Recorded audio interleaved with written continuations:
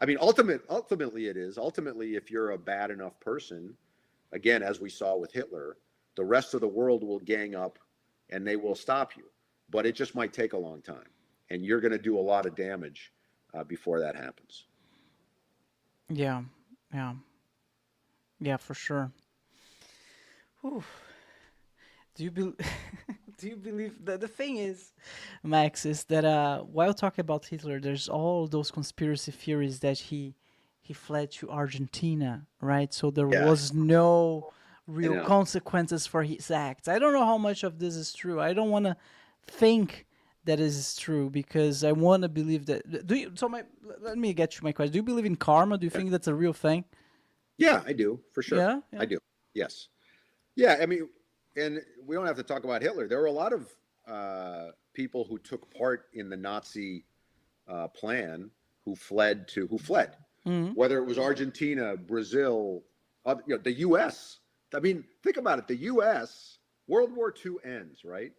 And the U.S. government is like, we need to get as many of these German doctors and scientists over here as possible. Like, what is it? The U.S. space program that's based in Alabama, right, was started by Nazis, I think it was right? called I think it's Operation Huntsville, Alabama.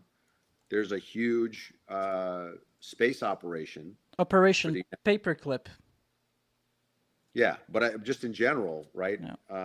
Along with like Cape Canaveral in Florida, like it's a huge NASA uh, kind of base of operations, and it was basically started by Nazis.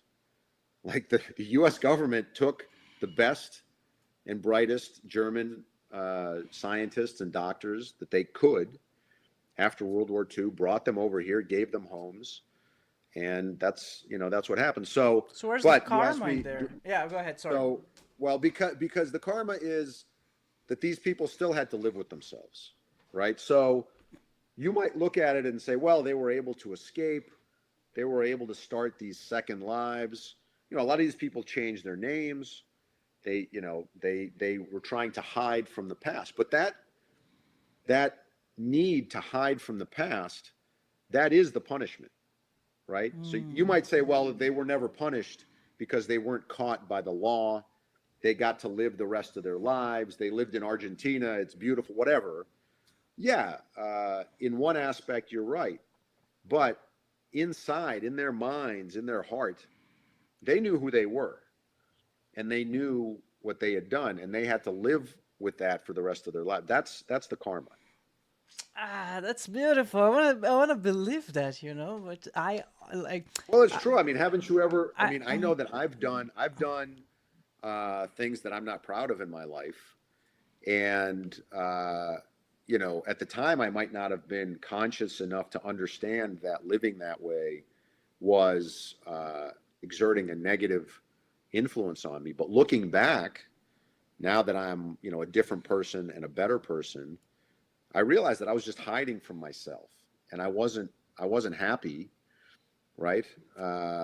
And you could say, well, you know, you didn't face some external consequence for being dishonest or whatever, but I certainly faced internal consequences, and those manifest in an external way as well, mm, right? I wasn't living the life that uh, that I could live. I was not fulfilling my potential because I was not honest with myself. So there absolutely are consequences, and karma is a real thing. yeah, I can get behind that. I think you're right. We had this guest. I bring her a lot. It was very very shocking. Her story. Oh man, I think her name was Linda. I don't. Yeah, Linda. Her name is Linda, and she would go through life without opening herself up. She wouldn't talk to a therapist. She would go through stuff, have her traumas, but not talk to people, not talking to therapists, not talk. I don't know, to anyone. And over time, just because of she was not talking about those things that happened to her, she started developing PTSD and Mhm. it reached a level that I think I told this story so many times in the show already, but it was shocking to me, like the power that we have just by telling our story, just by being ourselves, but being honest with ourselves. It's liberating. It's everything. It just grounds yourself in reality and brings your sanity back. I mean, it's powerful stuff. So I can understand what you mean. Those Nazis, by fleeing to another country, pretending they are other people living a lie, literally living a lie, must have costed some toll, like a mental toll for sure. Yeah, I know it. Yeah, For sure. yeah. For sure. They probably, you know, died earlier of heart attacks or whatever. They probably got cancer. I mean, all of that stuff uh, takes a physical toll. Yeah.